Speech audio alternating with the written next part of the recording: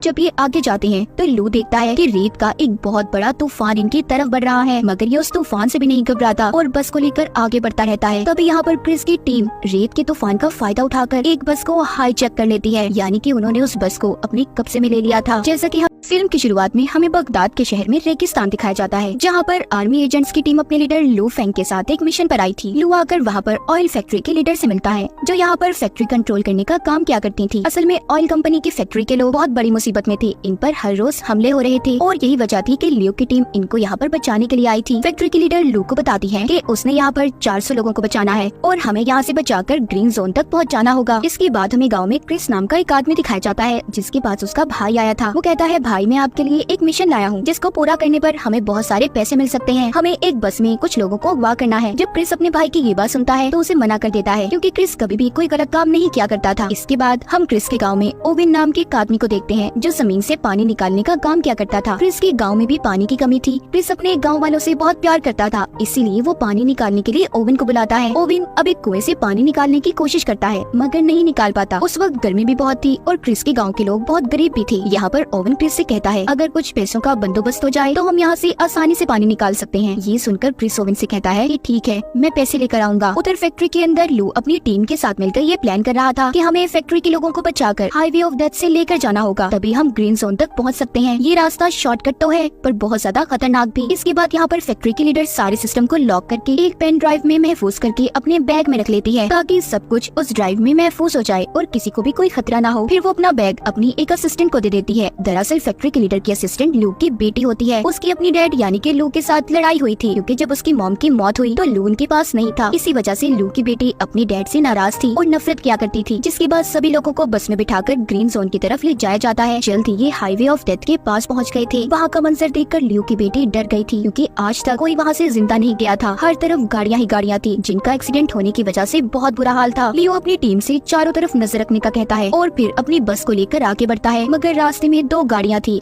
जिसकी वजह से रास्ता रुका हुआ था। ये देखकर लू की बेटी कहती है, हमें बस को यहीं पर रोक देना चाहिए, मगर लू ऐसा करने के लिए तैयार नहीं था। वो कहता है, मैं जानता हूँ ये गाड़ियाँ क्यों खड़ी हैं और हम बस को यहाँ पर किसी कीमत पर नहीं रोक सकते, हमें हर हाल में यहाँ से निकलना होगा। तभी जब ये उस बस को गाड़ियों के पास लेकर जाता है तो एक जोरदार धमाका हुआ था, जिससे बस में बैठे सभी लोग बहुत ज्यादा डर जाते हैं। लू ने फिर भी अपनी बस को नहीं रोका था, वो चलता रहता है। दरअसल ये जितनी भी बसेस थी एक खास किस्म के मटेरियल से बनाई गई थी, इसीलिए इन पर गोलियों और बॉम्ब्स का कोई असर नहीं हुआ था। लू अपनी बेटी को बताता है, ये गाड़ियों का बीच में खड़ा होना दरअसल हमें गुमराह करना था। अब जब ये आगे जाते हैं तो लू देखता है कि रेत का एक बहुत बड़ा तूफान इनकी तरफ बढ़ रहा है, मगर ये उस तूफान से भी नहीं घबराता और बस को लेकर आगे बढ़ता रहता है। तभी यहाँ पर क्रिस की टीम रेत के तूफान का फायदा उठाकर एक बस को हाईजैक कर लेती है, यानी कि उन्होंने उस बस को अपने कब्जे में ले लिया था। जैसा कि हमें पता है कि क्रिस को पैसों की जरूरत थी, इसीलिए वो ये काम कर रहा था। उसने अपने भाई की बात को मान लिया था। जब तूफान के रुक जाने के बाद ये सब अपनी बसेस को रोकते हैं तो लू को पता चलता है इनकी एक बस गायब थी, जिसमें ऑयल फैक्ट्री की लीडर भी थी। तब इसकी टीम में से लड़की बताती है, मैंने उसे दूसरी तरफ जाते हुए देखा है। लू अब यहाँ पर एक हेलीकॉप्टर को बुलाता है ताकि उस बस को जल्दी से ढूंढा जा सके। इस काम में लू की बेटी भी उसके साथ जाने का कहती है। लू हेलीकॉप्टर में अपनी बेटी को लेकर उस बस को ढूंढने निकल गया था। कुछ दूर जाने के बाद लू हेलीकॉप्टर से एक ट्रक को देखता है। अब इसे समझ आती है कि रेत का असल में कोई तूफान नहीं था, बल्कि दुश्मनों ने इस ट्रक की मदद से नकली तूफान बनाया था, ताकि वो हमारी बस को हाईजैक कर सकें। कुछ देर के बाद लू को अपनी बस नजर आ जाती है। राब्ता करने पर लू की टीम की लड़की उसे बताती है, उस बस में से अमेरिकन ने हमारे 5 लोगों को अगवा किया है, जिनमें ऑयल फैक्ट्री की लीडर भी थी। जिसके बाद लू अपनी टीम से दोबारा राब्ता करता है और बाकी की बसेस को ग्रीन जोन तक पहुंचाने का कहता है। इधर क्रिस भी अपने साथियों के साथ जब गाड़ी में बैठा आगे बढ़ रहा था तो ऊपर से लू अपने हेलीकॉप्टर से इन पर बॉम्ब गिराता है। क्रिस भी अपनी गाड़ी से निकलकर गन लेकर हेलीकॉप्टर पर हमला कर रहा था, जिससे हेलीकॉप्टर उनसे थोड़ा दूर हो जाता है। उसमें आग लग गई थी।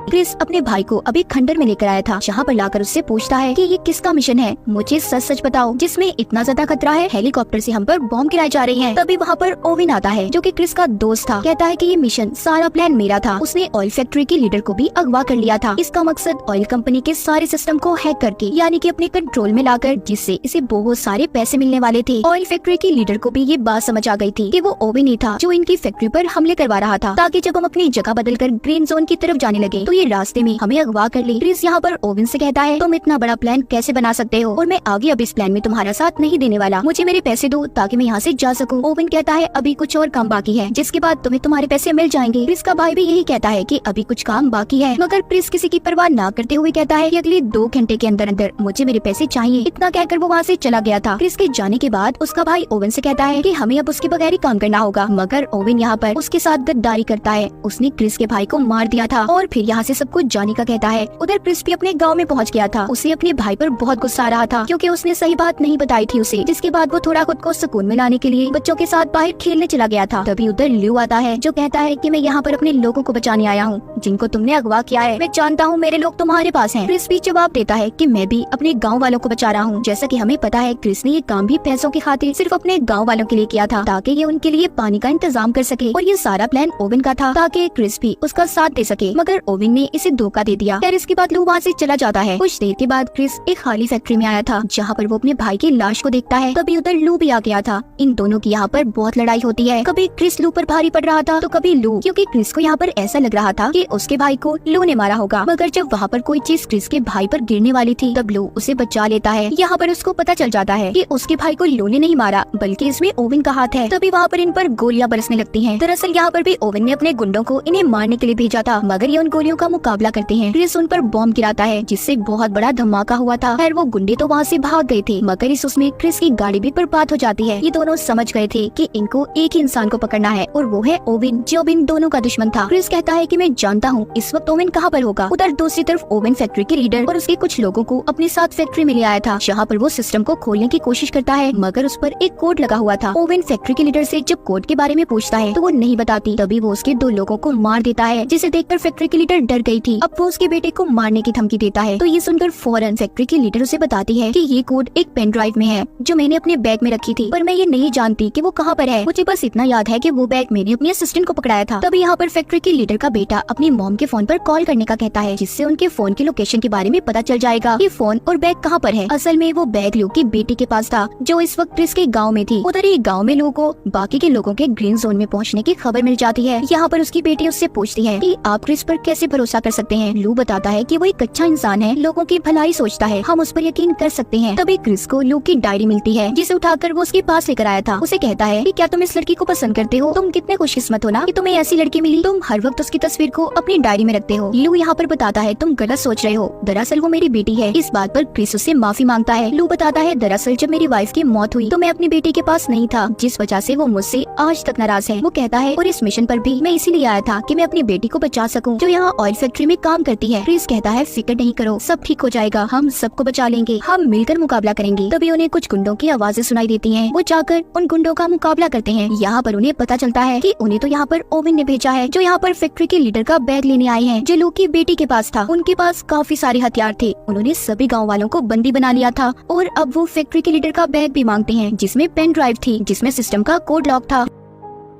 क्रिस उन्हें वो बैग दे देता है, जिसे लेने के बाद वो वहाँ से चले गए थे। ऐसा करने पर लू और उसकी बेटी उससे बहुत नाराज थे। तब क्रिस कहता है कि मैं पूरे गांव वालों की जान को ऐसे खतरे में नहीं डाल सकता था। जब सुबह होती है तो क्रिस लू की बेटी से पूछता है कि आखिर उस बैग में क्या था जिसको देने पर तुम तैयार नहीं थी। वो बताती है उस बैग में एक पेन ड्राइव थी जिससे ऑयल फैक्ट्री की सारी सिस्टम को हैक कर सकते हैं और पूरे बगदाद शहर के ऑयल को कहीं पर भी ट्रांसफर यानी कि भेजा जा सकता है। इस सिस्टम से ऑयल स्मगलिंग भी होती है, जिसके बाद किसी भी मुल्क या शहर को वो ऑयल बेच सकते हैं, और अगर ऐसा हो गया तो ये अब तक ऑयल की सबसे बड़ी चोरी होगी। दूसरी तरफ हम जर्मनी के शिप को देखते हैं जिसका कैप्टन ओवन से फोन पर बात कर रहा था। इधर गांव से भी क्रिस और लू निकल गए थे, मगर लू की बेटी को ये लग रहा था कि वो दोनों मिलकर भी सब कुछ नहीं रोक पाएंगे, इसलिए वो भी गाड़ी लेकर उनके पीछे निकल जाती है। ओवन के पास भी उसके गुंडे बैग को लेकर पहुंच गए थे। वो फैक्ट्री के लीडर को अब बैग देकर पेन ड्राइव से लॉक खोलने का कहता है। वो जैसे ही पेन ड्राइव को सिस्टम में लगाती है, सारा सिस्टम ऑन हो गया था, यानी कि चलना शुरू हो जाता है। ओवन उस जर्मनी के शिप में ऑयल भरवाने का कहता है, मगर इस काम में 24 घंटे लगने थे। कुछ वक्त के बाद क्रिस और लू भी अपने ट्रक पर ओवन के पास फैक्ट्री में पहुंच गए थे। वो उसके गुंडों का मुकाबला कर रहे थे। लू एक पाइप पर चढ़कर बड़े ही शानदार तरीके से ओवन के आदमियों को मार देता है। ये सब कुछ ओवन भी छुप कर देख रहा था। वो अपने आदमियों से कहता है कि हमें जल्दी यहाँ से निकलना होगा क्योंकि उसका काम अब पूरा हो गया था। जर्मनी के शिप में ऑयल भरा जा चुका था। क्रिस भी फैक्ट्री के अंदर जाता है। वो आकर गुंडों को मारने लगा था। तभी उसकी नजर बाहर जाती है। वो देखता है कि ओवन यहाँ से भाग रहा है। अब वो दौड़ते हुए उसका पीछा करता है। तभी रास्ते में उसे लू की बेटी मिलती है जो गाड़ी लेकर कर इनके पास पहुंच गई थी। ये दोनों मिलकर अब ओवेन का पीछा करते हैं। इधर लू फैक्ट्री में ओवेन के गुंडों का मुकाबला कर रहा था। वो एक एक करके सभी को मजा चखाता है। वहाँ पर अब ऑयल फैक्ट्री की लीडर आती है जो कहती है कि सब कुछ बर्बाद हो गया, उन्होंने पेन ड्राइव से ऑयल की चोरी कर ली, हमें इतने बड़े नुकसान को रोकना होगा। उधर रास्ते में क्रिस जब ओवेन का पीछा कर रहा था तो वो अपनी गाड़ी को जंप करता है। उसके पीछे लू की बेटी भी गाड़ी को हवा में उड़ाती जंप करवाती है, मगर उसकी गाड़ी का एक्सीडेंट हो गया था। क्रिस गाड़ी की ऐसी हालत देखकर लू की बेटी पर गुस्सा करता है। तभी वहाँ पर लू भी एक ट्रक को लेकर पहुँच गया था। फिर वो दोनों भी उस ट्रक में बैठकर उसके साथ आगे बढ़ते हैं। क्रिस लू को ओवेन तक पहुँचने का शॉर्टकट रास्ता बताता है। फिर ये उस ट्रक से रॉकेट लॉन्चर छोड़ने लगते हैं। दरअसल ये वही ट्रक था जिससे नकली तूफान को बस को हाईजैक करने के लिए बनाया गया था। क्रिस अब ओवेन तक पहुँच जाता है। वो तेजी से लाकर अपने ट्रक को उसके ट्रक में दे मारता है, जिससे जोरदार धमाके होते हैं। ओवेन की गाड़ी दूर जाकर गिरी थी। ओवेन काफी जख्मी हो चुका था। वो जब क्रिस को देखता है तो अपनी गाड़ी को लेकर वहाँ से भाग जाता है। लू ने वापस क्रिस को अपने ट्रक में बुला लिया था। क्रिस अब ट्रक से लटक गया था। वो रॉकेट लॉन्चर की स्पीड से ओवेन की गाड़ी के पास आ जाते हैं, जिसकी वजह से उनका ट्रक भी काबू हो गया था। वो एक रस्सी को ओवेन की गाड़ी से बांधकर अपने ट्रक को खाई में गिरा देते हैं और खुद उस रस्सी के सहारे लटक गए थे। ये देखकर ओवेन उन पर हंस रहा था, मगर गाड़ी पर वजन ज्यादा होने की वजह से ओवेन की गाड़ी भी खाई में गिर जाती है। लू ने उस रस्सी को छोड़ दिया था। वो अपनी बेटी के साथ एक पत्थर पर जाकर गिरता है और ओवेन अपनी गाड़ी के साथ खाई में गिरकर मर गया था। यहाँ पर लू और उसकी बेटी तो बच चुके थे। ये दोनों देखते हैं कि इन्हें क्रिस कहीं पर नजर नहीं आ रहा। ये समझते हैं कि क्रिस मर गया। तभी लू की बेटी की नजर उसकी डायरी पर पड़ती है। जब वो देखती है तो उसमें उसकी और उसकी मॉम की तस्वीर थी। लू बताता है कि मैं तुमसे और तुम्हारी मॉम से बहुत प्यार करता था, मैं कभी तुम्हें अलग करना नहीं चाहता था। ये सुनकर लू की बेटी उसके गले लग गई थी। तभी लू के पाँव को नीचे से क्रिस पकड़ लेता है जो अभी भी जिंदा था। ये दोनों उसे ऊपर खींच लेते हैं। तीनों तो बच गए थे, मगर अब ये सोचते हैं कि यहाँ से कैसे निकलेंगे। तब लू के दिमाग में एक आइडिया आता है। वो कहता है कि हमें यहाँ पर बहुत जोर से शोर मचाना चाहिए ताकि कोई इनकी मदद कर सके। कुछ वक्त के बाद दिखाया जाता है इन्होंने जर्मन के उस शिप को भी पकड़ लिया था जिसको ओवेन ने ऑयल बेचा था। क्रिस के गाँव में भी पानी आना शुरू हो जाता है। ये काम क्रिस और लू ने मिलकर किया था। सब गाँव वाले बहुत खुश थे। फिर लू की टीम उसके पास आकर अगले मिशन के बारे में पूछती है। तब क्रिस भी उससे ये वादा करता है कि हर मिशन में वो उसका साथ देगा। और इसी के साथ इस फिल्म की कहानी यहीं पर खत्म हो जाती है।